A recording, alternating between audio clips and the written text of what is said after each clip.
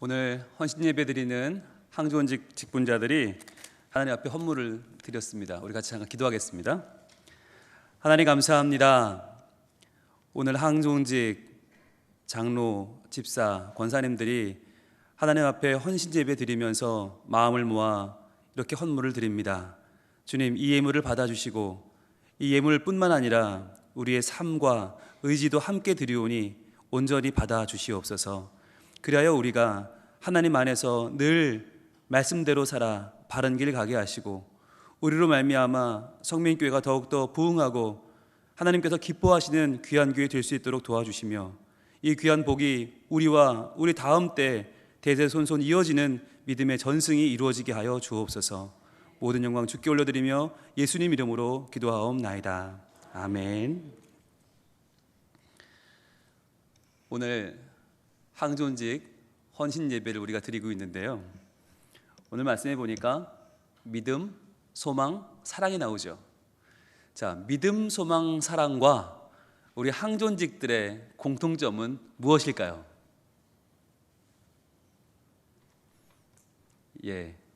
항상 있다는 겁니다. 항상 있다. 믿음, 소망, 사랑은 항상 있을 것인데 그랬죠. 항상 있다라는 말이 항존이란 말이에요. 항존직이라는 말은 뭐냐면 항상 있다.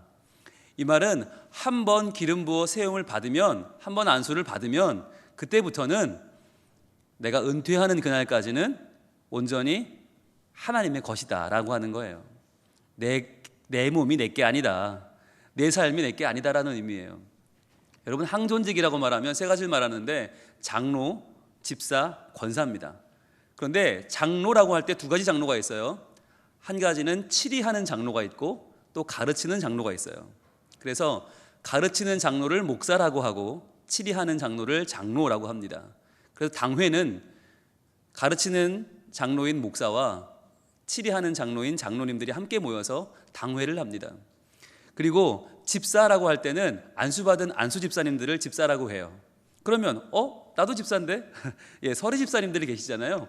서리 집사라고 하는 말은 뭐냐면 교회 안에 귀한 일을 감당하고 봉사를 하시니까 뭐라고 불러드려야 되는데 마땅한 이름이 없어요. 그래서 아직 안수는 안 받았지만 집사님처럼 열심히 하시니까 감사합니다라는 뜻으로 서리 집사라고 불러드리는 거예요. 이게 무슨 말이냐면 여러분, 국무총리 서리라는 말 아시죠? 국무총리 서리가 뭐예요? 아직 임명은 못 받았어요. 그죠? 지명을 받았는데 임명은 못 받은 사람을 국무총리 서리다라고 하죠. 그것처럼 집사할 만큼 귀한 분은 맞아요. 그런데 아직 집사로 안수를 안 받았어요. 그런 분들을 서리 집사다 이렇게 불러요. 그래서 서리 집사는 은퇴가 실은 없어요.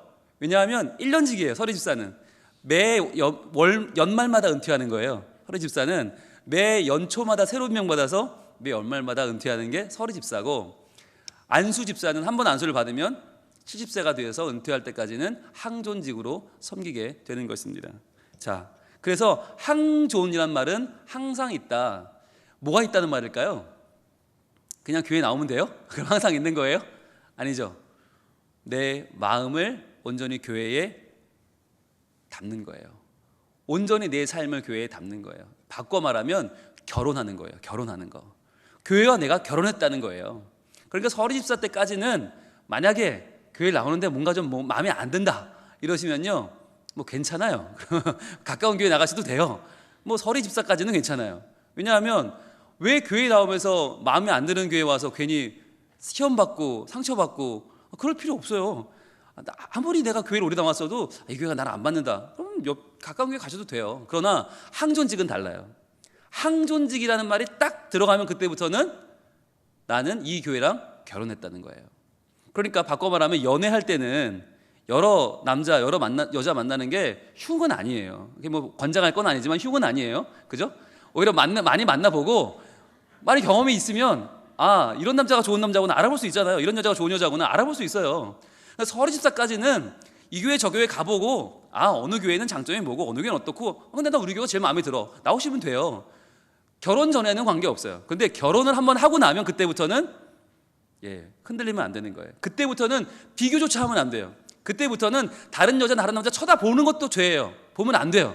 그냥 지금 내게 주어진 이 여자가 최고이겠거니 지금 내가 만난 남자가 이 세상에 덜도 없는 장동건이 정우성을 갖다 줘도 차인표를 데려와도 안 돼 라고 확실하게 믿고 살아야 되는 거예요. 뭐 방법이 있어요? 아멘. 그렇죠. 방법이 없어요. 예. 이제는 마음이 끝난 거예요. 마찬가지로 항존직이 뭐냐? 항존직은 내가 우리 교회랑 결혼했다. 그러니까 성민교회도 여러분이 최고라고 불러드려요. 당연하지. 여러분도 성민교회가 최고인 거예요. 그러니까 이제 나는 호호 할머니 될 때까지, 검은 머리 파뿌리 될 때까지 성민교회랑 내가 아프든지 건강하든지 기쁘든지 슬프든지 내가 계속 같이 갑니다. 이게 항존직이에요. 그러니까 교회는 왜 어떤 교회가 힘 있는 교회인가? 항존직들이 헌신하는 교회예요. 제가 시작하면서 왜 이 헌물을 소개해드리고 이걸 기도를 하고 시작했냐면, 여러분 항존직일수록 아끼는 마음이 많아요. 보통 교회를 보면, 왜냐하면 됐는데? 나는 이미 투표 됐는데? 나는 권사 됐고 난 안수집사 됐는데, 난 장로 됐는데? 그러니까 그때부터는 뒷짐지고 슬쩍 물러나서는요, 어디 한번 서리집사들 열심히 하나 봅니다. 그리고 안수집사들 이렇게 보면서 자, 누가 장로하면 좋을까 봐요. 그런데 우리 교회 항존직들은 그게 아니라 먼저 마음을 담아서 하나님 앞에, 하나님 저에게 항존직분 주셔서 감사합니다. 헌신하겠습니다. 저희 물질도 하나님 것이고 제 시간도 하나님 것이고 하나님 제 자녀들도 하나님께서 다 받아가십시오 라는 마음으로 이 시간에 나온 줄 믿습니다. 참 귀한 분들이에요. 정말 귀한 분들이에요. 자, 오늘 그러면 이렇게 장로, 집사, 권사가 귀한데 이분들만큼 귀한 게 믿음, 소망, 사랑이잖아요. 오늘 본문 한번 띄워주실래요? 13장 13절입니다. 같이 읽습니다. 그런즉 믿음, 소망, 사랑 이 세 가지는 항상 있을 것인데 그 중에 제일은 사랑이라. 아멘. 그래요. 항상 있는 거 세 가지, 장로, 집사, 권사, 그것처럼 귀한 게 믿음, 소망, 사랑인데, 여러분 믿음, 소망, 사랑이 믿음 생활이 얼마나 중요할까요? 신앙생활이 얼마나 중요할까요? 믿음이 뭐예요? 하나님이 천지를 창조하셨다는 걸 믿는 거고, 그 하나님이 내 하나님이라고 믿는 거고, 예수님이 우리를 위해 이 땅에 오셨다고 믿는 거고, 예수님이 나를 위해 죽으셨다고 믿고 나를 위해 부활하셨고 내 모든 죄를 씻었다라고 믿는 거죠. 그리고 성령님을 믿는 거예요. 성령 하나님께서 나를 통해서 귀한 일을 행하시고 나에게 역사하시고 나를 교통하시고 감동 감화시키셔서 성령 하나님이 교회가 교회되게 하시고 우리의 삶을 복주신다. 그걸 믿는 거예요. 자, 믿음이 중요하죠.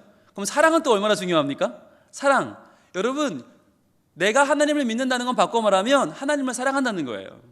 그리고 하나님이 사랑하시는 사람들을 사랑하는 거예요. 그래서 우리가 신앙생활을 혼자 하지 않고 왜 함께 하나? 하나님이 사랑한 이 존귀한 분들을 내가 사랑하는 복을 누리는 거예요. 그럼 왜 선교를 하나? 하나님이 사랑해서 너무너무 귀하게 지은 저 사람들이 하나님을 몰라요. 안타까우니까 그 사람들을 찾아가서 하나님의 사랑을 증거하는 게 선교예요. 교육도 마찬가지죠. 하나님이 사랑하신 그 아이들을, 내가 청소년들을 사랑하는 마음으로 다가가는 게 그 사랑이죠. 그러면 소망은 뭡니까? 소망은 하나님이 이러한 나를 하나님의 형상 삼으시고 결국에 나의 삶을 통해서 영광 받으실 것이다 라는 걸 소망하는 거죠. 그리고 내가 내 숨이 끊어지는 날 그냥 흙으로 돌아가 차디찬 시선으로 끝나는 게 아니라 내가 하나님의 영광 가운데 다시 산다는 걸 소망하는 거죠. 그래서 나는 적어도 영원한 존재다. 나는 이렇게 생겼어도 나는 영원한 존재다. 나는 하나님의 사람이다. 이게 소망이에요. 그러니까 믿음, 소망, 사랑 중요해요? 안 중요해요? 중요하죠. 그러니까 항상 있죠. 그런데 거기서 끝나면 좋겠는데 그 중에 제일은 사랑이래요. 여기부터 고민이 시작되는 겁니다. 그 중에 제일은 사랑이다. 왜 그 중에 제일은 사랑입니까? 여러분 여기에 대해서 어떻게 생각하세요? 여기 아주 혹할 만한 이야기들이 있어요. 일리가 있는 이야기들이 두 가지 있습니다. 어떤 분들은요 그렇게 말을 해요. 주체가 다르다 그래요. 주체가 다르다. 뭐가 다른가? 믿음은 누가 믿는 거예요? 사람들이 믿죠. 우리가 믿는 거잖아요. 우리가 믿어요. 우리가 하나님 믿는 거잖아. 우리가 믿어야지. 소망 누가 하는 거예요? 우리가 하는 거지. 우리가 소망하는 거지. 하나님의 사역을 소망하지. 그러나 사랑만은 누가 하나? 하나님이 하신다. 여러분 굉장히 일리가 있죠. 네, 사람이 믿음과 소망을 가지고 하고 사랑은 하나님이 한다. 또 다시는 어떤 의견이 있냐면 소속이 다르다는 거예요. 소속이 다르다. 이 말은 믿음은 언제 믿나? 현세에서 믿는 거예요. 이 세상에서 믿어요. 이 세상에서 예수 믿고 구원받잖아요. 천국 가잖아요. 소망은 어디서 소망하나? 이 땅에서 소망하는 거죠. 이 땅에서 천국을 소망하죠. 그러나 사랑은 세상에서 끝나는 게 아니라 천국까지 이어진다. 천국까지 가서 하나님을 사랑하는 거다라고 소속이 다르다는 의견이 있어요. 그런데 이 두 가지 의견이 다 그럴듯한데 제가 열심히 말씀을 읽고 묵상을 해보니까요, 이 두 가지 다 문제가 있어요. 왜냐? 주체가 다르다고 할 때 여러분 사람만 믿습니까? 하나님은 안 믿으시나요? 그러면 심각한 문제가 발생합니다. 자, 나는 하나님을 믿는데 하나님은 나를 안 믿는다? 믿으면 사람만 믿는 거다? 주체가 사람이다? 아니요. 우리가 하나님을 믿을 때 더 중요한 건 하나님이 나를 믿어주세요. 그게 정말 말도 안 되는 복인 거예요. 여러분, 하나님이 우리를 안 믿으면 어떻게 해야 돼요? 성민교회를 누가 치리해야 돼요? 장로님들이 하시면 안 되죠. 하나님이 안 믿는데 천사들이 내려와서 해야죠. 근데 아니잖아요. 장로님들께, 목사님들께 당회를 맡기셨고 집사님들께 재직회를 맡기셨고 온 교인에게 공동의회를 맡겨요. 왜요? 하나님이 우리를 믿으시니까 그런 거예요. 여러분, 더 중요한 게 있어요. 뭐냐? 하나님이 우리를 안 믿으시면요, 이 강단을 사람한테 주면 안 돼요. 유한한 실수가 많은 사람한테 어떻게 강단을 줘요? 하나님 직접 하셔야지. 얘들아, 와우. 하나님이 가라사대 대우. 하나님이 직접 하셔야 돼요. 얼마나 멋있어요. 얼마나 웅장할까요? 아마 우리 교회 미어 터질걸요? 근데 하나님이 그렇게 안 하시고 왜 이렇게 허물 많고 약한 담임 목사를 여기 세우셔서 말씀을 증거하게 하십니까? 믿으시니까 하는 거예요. 그러니까 완전해서 믿는 게 아니에요. 하나님이 믿어서 이 자리에 설 수 있는 거고요. 하나님 믿으니까 우리가 항존 직분자고요. 하나님이 믿어주시니까 장로고, 하나님 믿어주시니까 교회 봉사할 수 있는 거예요. 그러니까 믿음은 인간만의 것이 아닙니다. 소망 마찬가지죠. 하나님이 우리에게 소망을 가지세요. 성민교회의 미래? 여러분, 우리보다 훨씬 더 하나님의 소망이 많아요. 하나님이 더 가슴 벅차시고요. 하나님이 훨씬 좋을걸요. 왜? 하나님은 보시니까. 우리는 미래를 못 보면서 믿어. 그러니까 소망이 믿으려고 하지만 때로는 꺾인데 하나님은 다 보이시니까 얼마나 그 소망이 커요. 아마 지금 막 너무 기뻐하실걸요? 너무 좋아하실걸요? 야, 2016년 우와, 2017년 우와, 18, 19, 너무 좋으실걸요? 다 보니까, 보이는데 그게 보이는데 어떻게 안 좋아하세요? 그러니까 사랑은 하나님 거고 믿음 소망은 사람 거다, 이건 아닌 것 같아요. 사람도 사랑하잖아요. 여러분 사랑 안 하세요? 사랑하죠, 그죠? 예, 저도 사랑해요. 사랑해요. 주체는 아닌 것 같아. 그러면 소속이 다르다는 말은 말이 되는가? 이 땅에서 이 생에 살 때 믿음과 소망을 갖는 거고 천국까지 사랑이 가는 거 맞나요? 저는 아닌 것 같아요. 여기서도 사랑 충분히 할 수 있고요. 천국 가서도 하나님 믿어야 되지 않을까요? 천국 가면 안 믿어도 되나요? 천국 가면 믿음이 더 커질 것 같은데요, 저는. 천국 가면 소망도 더 커질 것 같은데요. 안 그러세요? 그러니까 저는 소속도 주체도 실은 일리는 있지만 이것 때문에 사랑의 제일은 아닌 것 같아요. 그럼 뭔가 여러분 기대하는 눈으로 보셔야 돼요. 이 시점에서 지금 저를. 왜? 앞에 두 개 그럴듯한 얘기를 하고 아니라고 그랬으면 그럼 무슨 얘기를 할 건가? 이걸 주의 깊게 보셔야 돼요. 왜냐하면 고민했거든요. 제가 왜 그럴까요? 하나님 막 고민했어요. 성경을 막 뒤집어지고 봤는데 제가 내린 결론입니다.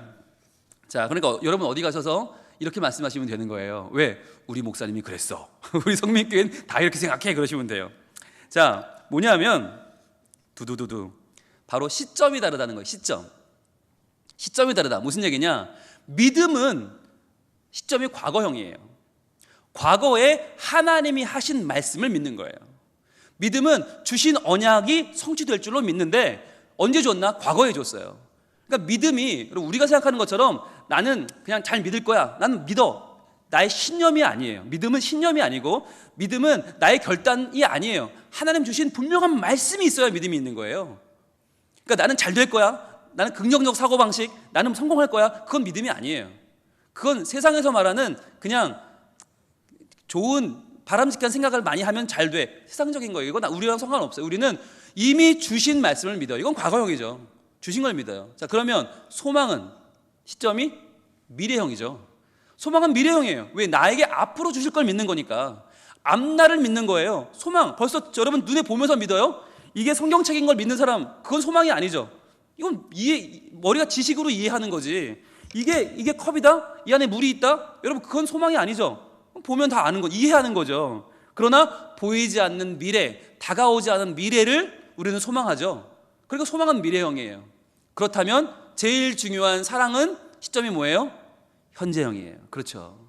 사랑은 현재형이에요. 그래서 중요한 거예요. 지금 우리가 유한한 우리가, 부족한 우리가, 연약한 우리가 할 수 있는 게 뭐냐? 과거에 매여도 소용없고 허황적인 미래만 잡아도 소용없고 지금 제일 중요한 거, 제일 붙잡아야 되는 건 현재라는 거예요. 현재 사랑이라는 거예요. 여러분, 사랑이란 말은요, 어떻게 봐도 현재형이에요. 여러분, 사랑이 과거형으로 쓰여질 때 얼마나 서글퍼지는지 보세요. 사랑했어요. 이 말은요, 사랑했어요 라는 말은 뭐예요? 사랑했지만, 그대를 사랑했지만 그저 멀리서 바라볼 뿐 다가설 수 없어. 이 유행가 가사가 되는 거예요. 예, 사랑은 했어요 과거에 나는. 그런데 지금은 뭐야? 지금은 이미 그 사람은 떠나버렸고 지금 나는 외롭다는 얘기 아니에요. 지금 못 살겠다는 얘기 아니에요. 사랑했어요가 과거가 되면 굉장히 서글픈 이야기예요. 그러면 앞으로 사랑할 거예요? 미래형이 되면 어떻게 돼요? 사랑하겠습니다. 이건 뭐예요? 조건절이죠. 조건절. 만약 아버지가 저한테 용돈을 올려주시면 저 사랑하겠습니다. 이거 아니에요. 만약 당신이 나한테 명품백을 사주면 사랑할 거야. 이거 아니에요. 그리고 여러분, 사랑이란 말이 굉장히 과거형이 돼도 서글프고요, 미래형이 돼도 되게 뉘앙스가 애매해지는 거예요. 그럼 뭐라고 고백해야 됩니까? 사랑합니다예요. 사랑합니다. 사랑합니다. 나의 예수님. 사랑합니다. 아주 많이요. 이 찬양을 우리는 사랑했어요 이렇게 부르면 안 돼요. 사랑할 겁니다 이래도 안 돼. 사랑할지도 몰라요 그러면 안 돼. 사랑합니다 나의 예수님, 사랑합니다 아주 많이요. 고백이잖아요. 어떤 남자가 찾아와서 나는 당신을 사랑했습니다, 이거 아니죠. 사랑할 겁니다, 이거 웃기는 얘기죠. 뺨 맞죠. 사랑합니다죠. 사랑합니다. 그래서요, 왜 그 중에 제일이 사랑이냐? 지금 우리가 할 수 있는 최선의 사랑이기 때문이에요. 지금 내가 이 자리에서 하나님을 사랑합니다. 지금 내가 항존직 헌신 예배를 드리며 하나님, 제가 항존직으로서, 그리고 항존직들을 내 손으로 하나님 앞에서 정말 귀하게 세워지는 분들을 찬양하고, 내가 그분들을 격려하고 내 손으로 그분들을 지지하고 밀어주고 박수 쳐주는 우리 모두가 함께 서로 사랑합니다. 하나님을 사랑합니다. 하나님의 복된 계획을 믿습니다. 사랑하는 거죠. 그래서 사랑하는 건 현재형이에요. 여러분, 무엇을 드릴까, 무엇을 할 수 있을까 고민하지 마세요. 내가 지금 할 수 있는 걸 하시면 되는 거예요. 내가 지금 할 수 있는 거, 그걸 하면 그게 사랑이에요. 나중에 내가 뭐가 되면 하겠다, 내가 시간이 되면, 내가 뭐 나중에 애가 다 크면, 애가 시집장가를 가고 나면, 아니요, 그때 되면 또 핑계가 생기고요, 그때가 되면 또 우리는 할 일이 많아져요. 할 일 없는 때는 하나도 없어요. 지금 내가 할 수 있는 걸 찾아서 하는 것이 사랑입니다. 저는 오늘 항존 직분자들의 귀한 찬양을 들으면서 참 마음이 뿌듯했습니다. 주님, 우리를 통해 계획하신 일, 부족한 입술로 찬양하게 하신 일, 주님, 우리를 통해 계획하신 일, 너를 통해 하실 일 기대해. 지금 기대하는 거잖아요. 그게 사랑이에요. 기대해 주는 것. 우리도 항존 직분자들 바라보면서 이분들 통해서 하실 하나님의 일을 기대하며 사랑하는 것, 이분들은 이분들대로 교회를, 미래를 꿈꾸며 우리가 사랑하겠습니다 고백하는 거, 이게 지금 우리가 할 수 있는 최선이에요. 자, 그러면 우리 항존 직분자들만 한번 외쳐봅니다. 자, 큰 소리로 사랑합니다. 사랑합니다. 우리 주님께, 그리고 우리 교회에게 마음을 담아서 시작. 사랑합니다. 사랑합니다. 자, 우리 교인들도 마음을 담아서 우리 하나님께, 그리고 우리 항존 직분자들에게 마음을 담아서 우리도 사랑을 표현합시다. 시작. 사랑합니다. 사랑합니다. 아, 좋아요. 지금 제 기분이 어떤지 아세요? 예, 줄에 서는 기분이 들어요. 예, 신랑은 신부에게 마주 보시고 자, 사랑한다고 고백하세요, 이런 느낌이 들어요. 근데 그게 맞아요. 이제 항존 직분과 자들과 교회는 결혼한 거예요. 여러분, 얼마나 이 자리가 소중합니까? 지금이 중요해요. 지금 할 수 있는 걸 하세요. 오늘 저는 우리 이종당 권사님이 오늘 이 지휘를 위해서 머리를 잘랐다고 믿는데, 예, 아주 예뻐요. 예, 이 시간이 중요하니까 머리까지 다듬어가면서 이렇게 지휘를 하시잖아요. 얼마나 중요한지 몰라요. 이 자리가 하나님이 참으로 우리를 사랑하는 자리인데, 그렇다면 여기서 중요한 거, 그러면 우리는 그렇게 열심히 사랑하고 항존 직분자들은 책임감 있게 교회도 못 옮기고 사랑하는데, 그럼 우리는 사랑하고 끝이냐? 그럼 우리는 그럼 손해보는 거냐? 우리는 지금 그러면 뭐가 있냐? 이렇게 말씀하실까봐 준비했습니다. 사랑하는 자에게는요, 하나님이 주시는 복이 임하는데 그 복은 성장하는 복입니다. 성장의 복이 임하는 거예요. 우리 같이 본문 볼까요? 본문 11절, 오늘 본문 11절 같이 읽습니다. 시작. 내가 어렸을 때에는 말하는 것이 어린아이와 같고 깨닫는 것이 어린아이와 같고 생각하는 것이 어린아이와 같다가 장성한 사람이 되어서는 어린아이의 일을 버렸노라. 아멘. 내가 믿음이 연약할 때에는 어린아이 같았다는 거예요. 어린아이 같았다. 여러분, 어린아이가 어떻습니까? 어린아이가 어때요? 여기서 말하는 어린아이는 순수한 동심을 가진 아이를 말하는 게 아니에요. 어린아이 같다는 건 이기적이란 얘기예요. 여러분, 어린아이가 밤중에 딱 시계 한번 보고 어머니 주무시겠네, 나중에 해야지, 7시 일어날 시간 됐네, 응애 젖 주세요, 그런 애가 봤어요? 응애 엄마 7시 이때면 일어나도 되잖아요, 엄마 응애 젖 주세요, 이런 애기 있어요? 없어요. 그죠? 정확하게 2시간마다 울어요. 그 아이는 12시에 울고 새벽 2시에 울고 새벽 4시에 울어요. 아무 상관없어. 엄마가 잠든지 뭐 일어났는지 아무 상관없어. 그냥 울어요. 애는 그래요. 그게 이기적인 거잖아요. 배고프면 우는 게 애기예요. 애기는 그래요. 그리고 부모님이 오늘은 좀 결혼 기념일이니까 오늘은 좀 기저귀에 응가하지 말아야지, 이런 아기 있어요? 아니요. 상관없이 그냥 질러댑니다. 그죠? 그것들은 남의 사정을 안 봐줘요. 되게 이기적이에요. 저희 부부가요, 한창 동안 시달린 악몽이 있어요. 둘이 자는데 웬 이상한 남자가 둘이 들어와서 우리 사이를 가라놓는 거예요. 부부가 열심히 자고 있는데 남자 둘이 와서 그 사이를 비집고 들어오는 악몽을 꿔요. 누굴까요? 예, 저희 집에 이기적인 두 아들놈들입니다. 이것들은 아무 때나 들어옵니다. 그래서 아무 때나 와서는 그냥 막 끼어들고 그냥 자요. 아니, 때로는 야, 어머니 아버지 오늘은 좀 이렇게 분위기 좀 내려고 그러는데 너희들은 왜 그러냐, 이런 소용없어요. 그냥 막 자는 거예요. 벌써 잠들었어요. 말해도 안 통해. 이게 어린아이예요. 근데 이제 크니까 좀 덜해요. 예, 큰 놈은 안 오는데 작은 놈은 지금도 와요. 예. 근데 어린아이는 뭐냐면 남의 생각 안 하는 거예요. 그냥 내 생각대로 그냥 교회 와도 왜 내 맘대로 안 해주냐고, 그리고 그렇게 말하고 왜 이거는 이렇게 하냐고 저런 저렇게 하냐고, 왜 이렇게 자꾸 말이 많아요. 왜 애들은 말이 많아요. 그게 애들이에요. 근데 어른은 어떻게 돼요? 장성하게 되면 어떻게 해요? 그것을 이해할 줄 알죠. 이해하면서 아, 저거는 저래서 저렇구나, 이건 이래서 이렇구나 라고 이해하는 거죠. 그런데요, 어린이 때는 그게 없잖아요. 여러분, 여기서 지금 고백하는 이 고린도전서 13장을 쓴 사람이 누구예요? 사도 바울이에요. 사도 바울이 어렸을 때, 믿음이 어렸을 때 어린아이 같았던 때가 언제였어요? 그가 유대교에 완전히 심취하고 그가 바리새인 중에 바리새인이요 가말리엘 문화에 있을 때, 그때는 유일신 하나님 외에는 다 우상이에요. 그런데 어느 날 갑자기 예수라는 사람이 내가 하나님 아들이래. 그러니까 이거를 그 당시에 사도 바울, 그 당시 이름은 사울이죠. 이 청년 사울은 이해할 수가 없는 거예요. 아니, 하나님은 유일신인데 예수는 또 누구야? 그리고는 예수 믿는 사람들을 잡아 죽였어요. 그 마음에 하나님도 없고 하나님 사랑도 없고 그 안에 아무것도 없고 그냥 율법 다 잡아 다 죽여, 이거밖에 없었어요. 그 당시에 그의 어린아이의 모습을 성경은 이렇게 기록합니다. 사도행전 9장 1절과 2절입니다. 사도행전 9장 1절 함께 읽습니다. 사울이 주의 제자들에 대하여 여전히 위협과 살기가 등등하여. 자, 위협과 살기가 등등했다. 무슨 말이에요? 다 죽인다는 마음이 있어요. 왜? 율법이에요. 사랑 없이 율법만 가득한 어린아이의 모습이에요. 율법에 눈이 멀어서 하나님도 안 보이고 예수님도 안 보여요. 위협과 살기가 등등했어요. 그래서 대제사장에게 가서 어떻게 2절 다메섹 여러 회당에 가져갈 공문을 청하니 이는 만일 그 도를 따르는 사람을 만나면, 그 도는 기독교죠. 기독교 만나면 남녀를 막론하고 결박하여 예루살렘으로 잡아오려 함이라. 그는 경찰이 아니에요. 그는 형사가 아니에요. 그런데 율법에 완전히 빠져드니까 이제부터 그는 예수 믿는 사람은 다 잡아서 끌고 오는 그러한 열심을 품게 되었다는 거예요. 그래서요, 사도 바울이 늘 바울 서신에 쓰던 습관처럼 쓰는 말이 있어요. 바로 그리스도 안에서예요. 그리스도 예수 안에서. 왜냐하면 내가 저때 그리스도 밖에 있을 때, 그리스도 밖에 있을 때 위협과 살기의 사람일 때 나는 내가 열심히 하면 사람이 죽어나가고, 내가 열심히 하면 교회가 깨지고, 내가 열심히 하면 예수님이 핍박을 받았다는 거예요. 그래서 어린아이의 것을 나는 이제 버렸다.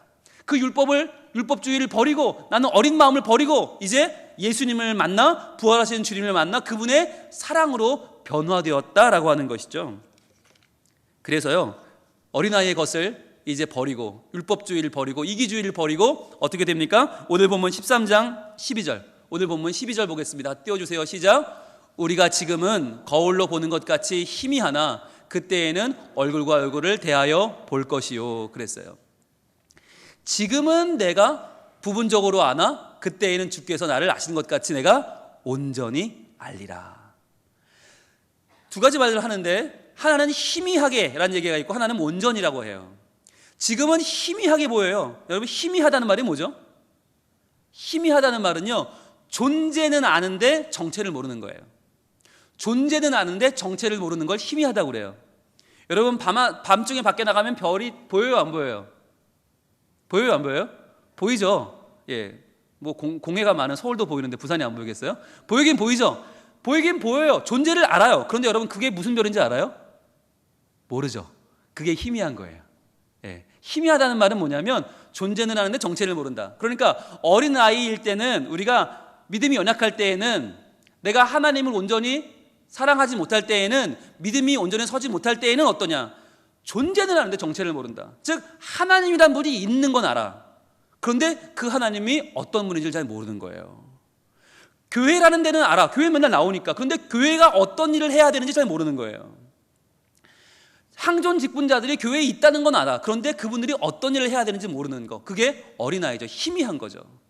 여러분, 희미하게, 거울로 보는 것처럼 희미하다는 말이 뭐냐면, 옛날에는요, 거울이 요즘처럼 이렇게 잘 나오지 않았던 때, 유리에 수은을 입힌 게 아니라 옛날에는 청동 거울이었어요. 그러니까 청동을 닦아서 쓰는데 눈이 튀튀해서 그걸 보면 누군가 있기는 있는데 이게 누군지 안 보여. 그러니까 정체를 모르는 거죠. 존재는 아는데 정체를 모르는 거. 그게 희미한 거죠. 희미하게 봤다는 말이에요. 자, 그런데 그 희미하게 알던 내가 이제는 온전히 안다. 온전히 안다는 말은 뭐냐면, 내가 이제 희미하게 알던 하나님을 확실히 알고 믿게 되었다.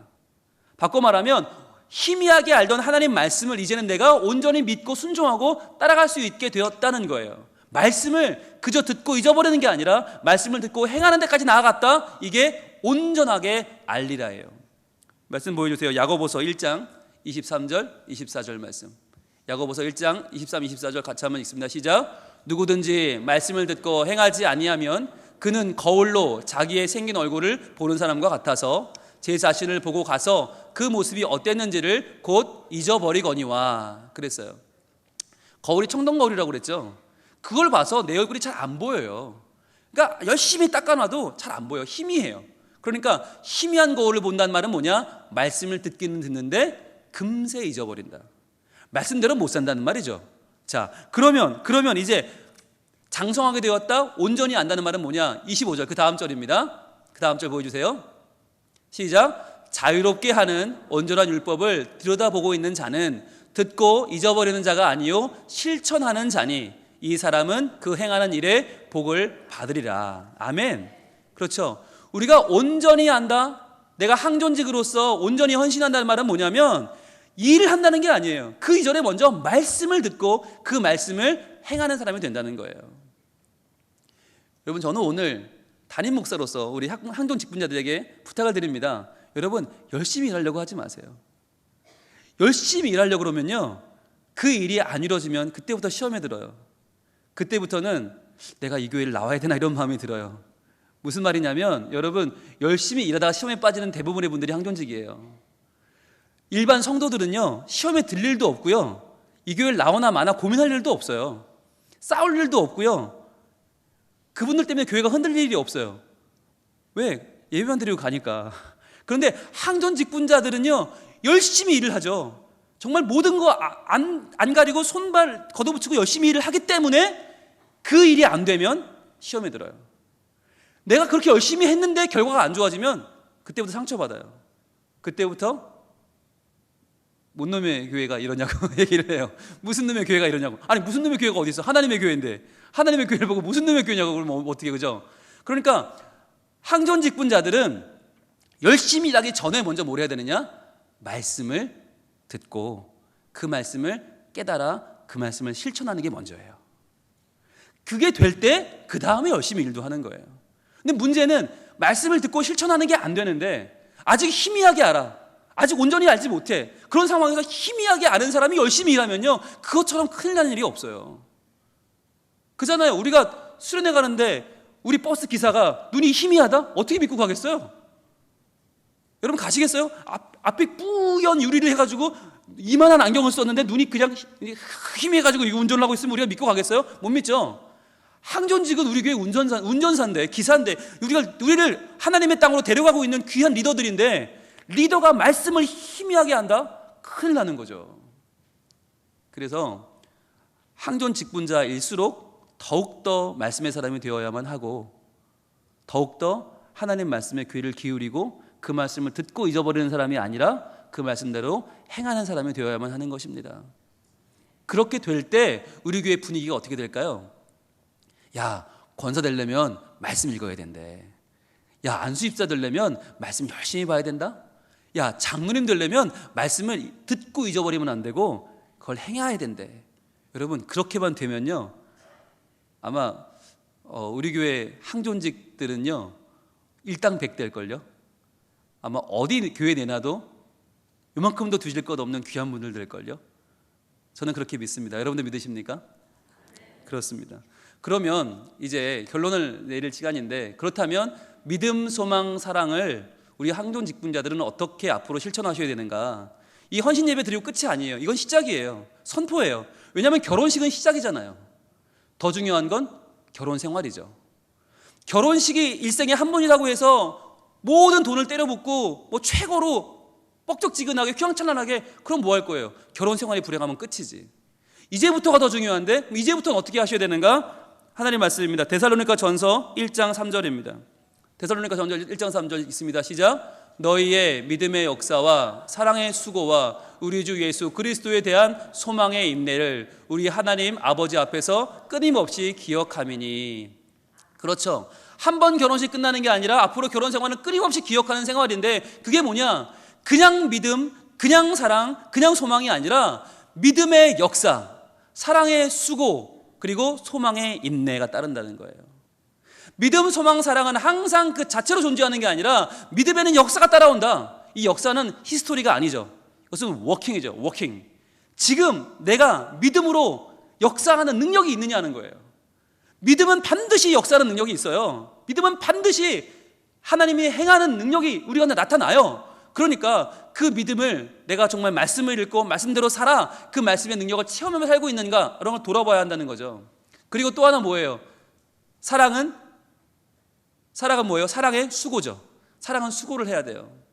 여러분, 말로만 사랑한다고 하면요, 그 사람을 믿을만 해요, 안 해요? 맨날 사랑한다고 그러는데 영어도 안 보여줘. 사랑한다고 그러는데 맨날 바쁘대. 차 한 잔도 같이 안 마셔. 사랑한다고 그러는데 맨날 만났다가 쌩 사라져. 그럼 되겠어요? 그런 사람 믿고 결혼하겠어요? 아니죠. 사랑은 수고가 따르는데, 사랑하려면요, 여러분 적어도 시간을 내야 돼요. 그죠? 영화 티켓도 사야 되고요, 피자도 사야 되고요, 난 느끼한 걸 못 먹어도 스파게티도 사야 되고요, 이벤트도 여셔야 되고요, 첫눈 오는 날은 꼭 만나줘야 되고요, 한번 만났다가는 그냥 헤어지면 안 돼. 데려다 줘야죠. 데려다 줬는데 그 사람이 만약 마음이 막 너무 뜨거워서 내가 다시 데려다 줄게, 다시 너희 집 가자, 그러고 집에 올 수 있잖아요. 그럼 어떻게 해야 돼요? 그냥 보내면 돼요, 안 돼요? 또 가야 되죠. 차 끊어줘도 좋아요. 자꾸 왔다 갔다 해야 돼요. 이거 다 제가 해본 얘기예요. 해봐서 알아요.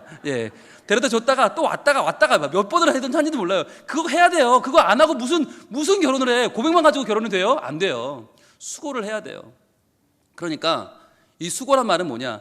재정도 투자를 해야 되고, 밥도 먹여야 되고, 전화도 해야 되고, 찾아가야 되고, 손 잡아줘야 되고, 전화해야 돼요.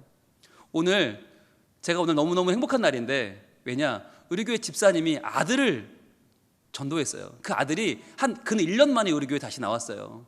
근데 그 아들을 보는 엄마의 표정이 얼마나 행복한지요. 저도 행복했어요. 여러분, 남의 자식 전도하기보다 더 중요한 건 내 자식 데려오는 게 더 중요해요. 1년 만에 데려왔는데 그 아들은 아들대로 기뻐하고요, 엄마는 엄마대로 어쩔 줄 몰라 하시고요. 정말 저는 이렇게 기분 좋은 날이 없어요. 여러분, 사랑은 수고가 따르는데 이 엄마가 그냥 데려왔을까요? 여러분, 다 보이지 않으세요? 눈에 훤히 보이지 않으세요? 이 엄마가 어떻게 했을까요? 용돈도 올려줬겠죠, 그죠? 그리고 밥도 먹였겠죠. 온갖 엄마로서 할 수 있는 애들 말로 알랑방구는 다 하지 않았겠어요? 모든 비위를 다 맞추지 않았겠어요? 그리고 오늘 아침에는 아침 일찍 깨워서 직접 거의 손수 찢기다시피 해가지고 옷도 골라 입히고 얘 그거 말고 딴 거 입어라, 잘 입어라, 어머니까지 신경을 쓰고 모시고 오지 않았겠어요? 그런 수고가 없이 어떻게 내 자식이 교회에 나오냐고요. 1년 만에 돌아오는 아들을 보고 엄마가 얼마나 기뻐요. 그런데 그 기쁨 뒤에는 사랑의 수고가 있는 거죠. 여러분, 오늘 우리가 항존직 헌신예배인데 저는 청년들에게도 똑같은 말씀을 전하고 싶어요. 청년들 중에는 누가 항존직이냐? 30대 30이 넘었으면 항존직이에요. 청년부에서는 20대는 성도, 20대 후반은 서리집사, 30대는 항존직이에요. 그렇다면 30대 청년들이 사랑의 수고를 해야 돼요. 지금 30대 청년들이 지금 나눔에 묶여 있거든요. 나눔 선교회 결혼한 사람과 함께 있어요. 그런데 제가 얘기했어요. 미혼자와 기혼자가 함께 있으면 얘기할 주제가 다르고 서로 섞일 수가 없다. 그러니까 30대들은 청년부로 내려가라 그랬어요. 내려가서 너희가 항존직 해라. 거기 가서 장로님 마음으로, 권사님, 안수집사님 마음으로 그 밑에 20대들을 끌어줘라. 너희가 리더가 되라. 너희가 믿음의 본을 보이고, 너희가 직장인, 믿음을 가진 직장인 어떻게 살아가는지 보여주고, 믿음을 가진 대학생은 어떻게 살아가는지 보여주고, 믿음의 청년기를 보여주는 좋은 본을 보여라. 이거 가지고 고민하지 마라 라고 그 마음을 가지고 제가 박희식 목사님을 푸시했어요. 가서 이렇게 말하라고. 그래서 끌어내리라고, 한 명씩 끌어내리라고. 지금 고민이 많은 것 같아요. 왜냐하면 나누면 편하거든요. 나누면 누가 뭐라고 시키는 사람도 없고요. 나눔에서는 뭐 이렇게 막 매일 관리를 안 받아도 돼요. 그런데 이제 청년부 되면 청년부 목사님이 맨날 일 시키죠, 전화하죠, 뭐 조모임 했니, 뭐 20대 애들 잘 챙기고 있니, 뭐 막 해야 되잖아요. 근데 그게 복이에요. 그게 챙김 받는 거고요. 그게 성장하는 길이에요. 그러니까 우리 청년들, 30대 항존직 청년들에게 부탁합니다. 예, 여러분의 직분을 귀하게 여기시고, 네, 30대인 여러분의 자리를 잘 지켜주시고, 꼭 우리 20대 초반의 어린 서리 청년들을, 청년 성도들을 잘 인도해 주셔서 우리 청년부가 정말 든든히 서는데 귀하게 쓰임받는 리더들 될 수 있길 축복합니다. 아멘. 여러분 아멘 했어요? 분명히 봤어요. 네, 이정민, 예, 아멘 한 거 봤어요. 네, 자, 그리고 세 번째는 뭐예요? 소망의 인내가 필요하다. 소망의 인내가 필요하다. 그러니까 소망을 갖는데 우리 교회 부흥할 거야, 우리 교회 잘 될 거야. 근데 여러분 그게 자동으로 되는 게 아니란 말이죠. 거기에는 인내가 따른다. 인내가 왜 필요해요? 참고, 견디고, 붙잡고, 싸우고, 때로는 질질질 끌려가면서도 놓지 말아야 하는 게 인내예요. 그 과정이 없이 그냥 되는 건 아무것도 없어요. 그냥 되는 성장은 독이고요. 그냥 되는 성장은 절대로 우리에게 복이 아니에요. 여러분, 우리 교회가 한 번에 빵 커져서 정말 500명, 1000명, 2000명 되면 좋으시겠어요? 저는 안 좋을 것 같아요. 왜냐하면 그거는요, 성장하는 게 아니에요. 그건 살찌는 거예요. 살찌는 건 그 살은 빼야 돼요. 그건 내게 네 살이 아니에요. 그건 빼야지 건강한 거예요. 갑자기 몰려오는 거 하나도 좋은 거 아니에요. 담임 목사가 맨날 입에 발린 소리 하고, 맨날 사람들에게 복 선포하고, 맨날 잘 될 거예요, 잘 될 거예요, 맨날 그렇게 설탕 발림하면 여러분 가득 몰려와요. 그런데 그거 다 빼야 될 쌀이에요. 하나도 건강한 거 아니에요. 소망의 인내가 뭐냐? 때로는 더디더라도 바른 길 가겠다고 결심하는 것. 내가 먼저 믿음에 바로 서서 내가 말씀의 사람이 되는 것. 그래서 우리가 건강한 신앙이 되어서 우리 몸을 빼야 될 살덩어리가 아니라 근육질을 만드는 거예요. 내가 근육질이 돼서 조금 근육질이 늘어가는 게 중요한 거지, 지방이 더덕더덕 붙는 건 절대로 건강한 게 아니에요. 저는요, 그 시간을 견뎌내야 한다고 믿어요. 담임 목사님 새로 왔는데 우리 왜 2배로 안 늘지? 우리 왜 3배로 안 늘지? 아니요. 조금씩 내가 먼저 살덩어리였던 내가 근육이 되는 거. 내가 말씀의 사람이 되는 것. 그 전까지는 이름만 항존직분자였던 내가 온전한 항존직분자가 되는 것. 그래서 믿음의 역사와 사랑의 수고와 소망의 인내를 가지고 정말 참 하나님의 자녀로 서는 것. 그렇게 될 때 우리가 그러한 자리가, 그러한 사람이, 그러한 직분자가 될 때 하나님은 우리에게 그때부터 감당 못할 부흥을, 감당 못할 성장을, 감당 못할 하나님의 복들을 넘치게 하실 줄로 믿습니다. 그날을 바라보며 인내합시다. 그리고 수고합시다. 그리고 우리의 믿음의 역사가 점점점 커져나가는 귀한 교회, 귀한 우리 한 사람 한 사람 되기를 우리 하나님 원하고 계십니다. 같이 우리 기도하겠습니다. 이 순간 우리 같이 기도할 때, 주님, 과거의 미래에 매이지 않고 지금 사랑하게 하여 주옵소서. 항존 직분자들이 교회를 섬기되 지금 마음을 다하여 섬기게 하시고, 우리 모든 성도들이 마음을 다하여 하나님 사랑하는 교회 되게 하여 주옵소서. 또 우리에게 믿음의 역사를 허락해 주시고, 사랑의 수고가 있게 하시고, 소망의 인내를 주시고, 이 모든 것이 합력하여 하나님의 교회를 온전히 세워나가는 아름다운 부흥과 성장이 우리에게 있게 하여 주옵소서. 기도하겠습니다. 아버지 하나님, 주님 감사합니다. 우리 항존 직분자들 오늘 주님 앞에 헌신하며 예배를 드립니다. 주님, 이 헌신을 받아 주시옵소서. 주님, 이제는 내 마음을 정하고 하나님의 교회가 온전히 세워져 나가는 것을 바라보며 기뻐하며 주님을 찬양하는 이 귀한 항존 직분자들 한 명 한 명을 주님 기쁘게 봐주시고, 또한 이들이 주님 앞에 헌신하는 것을 바라보며 함께 기뻐하며 응원하며 지지하는 우리의 모든 교우들도 주님 기뻐하는 마음으로 주님 앞에 나가 예배할 때 우리 모든 성민의 가족들이 하나가 되어 주님 주시는 귀한 복을 받는, 귀한 하나님의 은혜를 누리는 우리 교회 될 수 있도록 도와주시옵소서. 믿음의 역사를 주옵소서. 사랑의 수고를 주시옵소서. 소망의 인내를 허락하여 주옵소서. 그래야 바로 지금 우리가 맡겨진 사명을 감당하며 이 사랑과 이 믿음과 이 소망으로 하나님을 기쁘시게 하는 우리가 되게 하여 주시옵소서. 하나님 감사합니다. 오늘 항존직 헌신 예배로 주님께 드리고 있습니다. 주님 앞에 내 모든 삶을 다 바쳐서 우리 성민교회를 사랑하고 믿음의 역사와 사랑의 수고와 소망의 인내를 아끼지 않겠다고 고백하며 다짐하는 모든 항존 직분자들, 장로님, 집사님, 권사님들 모든 한 명 한 명의 영혼을 주님 사랑하여 주시고 힘 주시고 능력 주셔서 주님 뜻을 감당할 만한 말씀을 채워주시고 그 말씀을 행하는 능력까지도 허락하여 주시옵소서. 또한 이분들을 주님의 뜻으로 세우고 박수로 지지하며 응원하는 우리 모든 교우들 한 마음으로 주님 앞에 같은 마음으로 나가게 도와주시고, 훌륭한 하나님의 교회, 살아있는 교회, 건강한 교회, 하나님의 기뻐 쓰시는 우리 성민교회가 되게 하여 주시옵소서. 이 모든 말씀 예수님 이름으로 기도합니다. 아멘.